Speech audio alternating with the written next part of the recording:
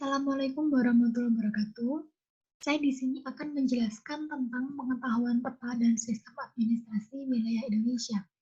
Sebelumnya, saya akan menjelaskan mengapa penting bagi kita semua sebagai warga Indonesia, terutama sebagai pelajar atau mahasiswa untuk mempelajari peta dan sistem administrasi wilayah Indonesia. Karena yang pertama, dengan peta kita dapat mengetahui betapa luas dan kayanya negara kita. Sedangkan dalam sistem administrasi wilayah Indonesia, kita dapat mengetahui kebijakan-kebijakan yang diatur dalam negara kita, seperti kebijakan wilayah, lautan, daratan, dan udara.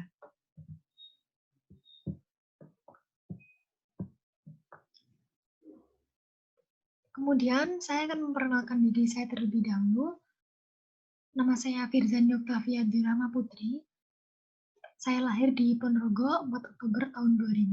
Saya jurusan PGMI, saya di kelas PGMI B, NIM 191400077.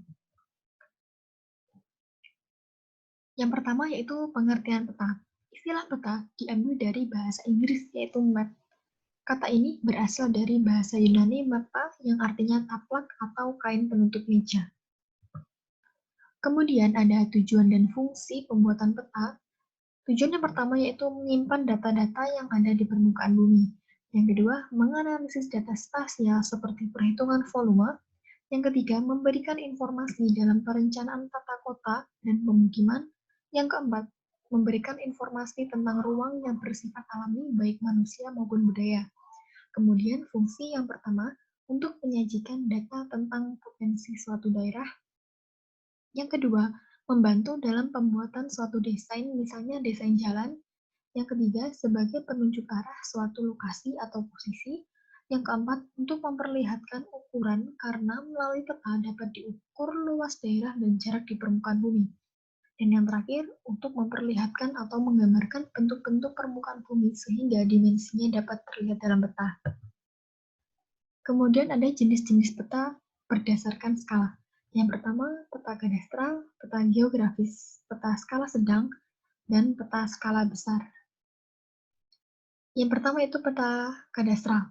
Peta kadastral ini peta yang menunjukkan wilayah tanah seperti yang kita lihat pada gambar. Wilayah pada peta kadastral dominan dengan wilayah tanah. Kemudian pada peta geografis, peta yang menggambarkan dan menjelaskan tentang sekumpulan negara di bumi. Dengan peta geografis kita dapat mengetahui batas-batas wilayah negara kita. Kemudian peta skala sedang, peta yang menggambarkan wilayah agak besar. Kemudian peta skala besar, peta yang menggambarkan wilayah sempit. Kemudian yang terakhir peta skala kecil, yaitu peta yang menggambarkan wilayah yang luas. Kesimpulannya pada peta skala besar dan skala kecil, semakin besar skala yang ada di peta, semakin sempit wilayah yang digambarkan pada peta, dan semakin kecil bila skala yang ada di peta, semakin besar luas wilayah pada peta. Kemudian peta berdasarkan sumber data. Ada peta induk dan peta turunan.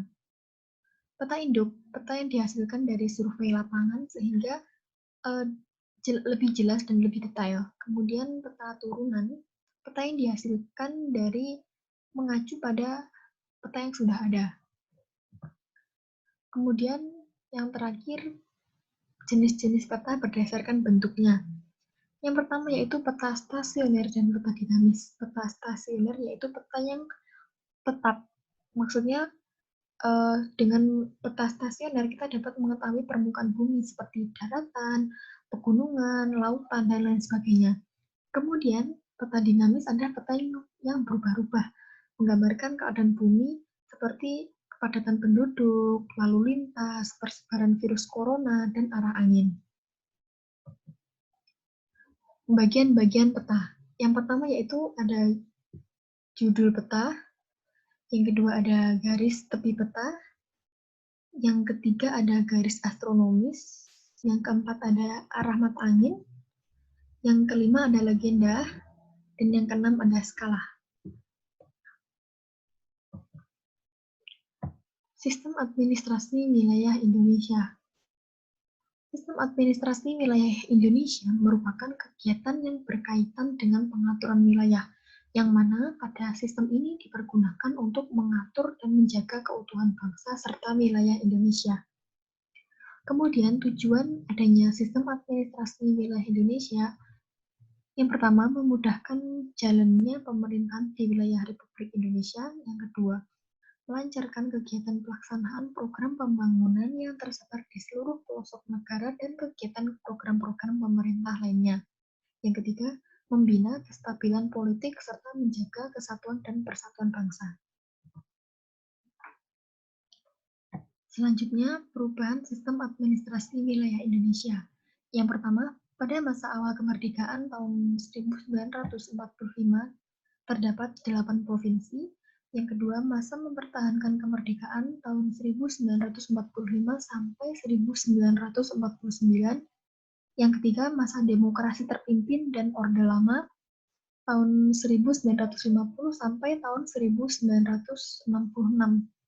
Yang keempat, masa Orde Baru tahun 1966 sampai 1998, dan yang terakhir masa reformasi pada tahun 1998 sampai sekarang, yang terdiri dari 34 provinsi. Di antara kelima masa-masa ini, ada perubahan provinsi dari yang semulanya 8 sampai yang sekarang menjadi 34. Kemudian batas-batas wilayah Indonesia. Batas-batas wilayah Indonesia ini ada dua, yaitu secara astronomis dan secara geografis. Yang pertama, secara astronomis ini dihitung berdasarkan letak garis bujur dan garis lintang.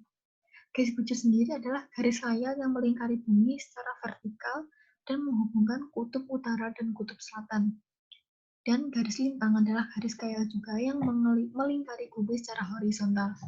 Jadi, letak negara Indonesia secara astronomis berada pada 6 derajat LU, 11 derajat LS, serta 95 derajat BT, 141 derajat BT.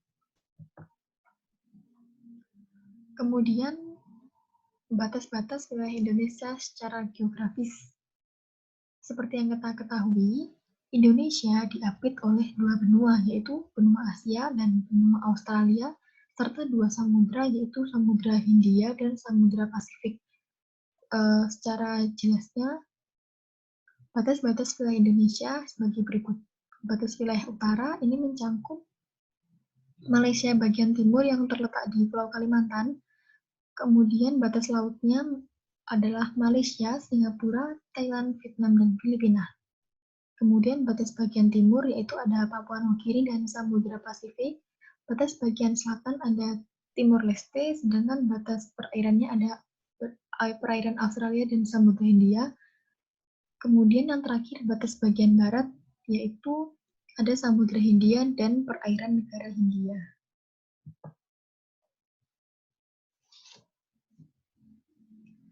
Berikut adalah peta Asia Tenggara.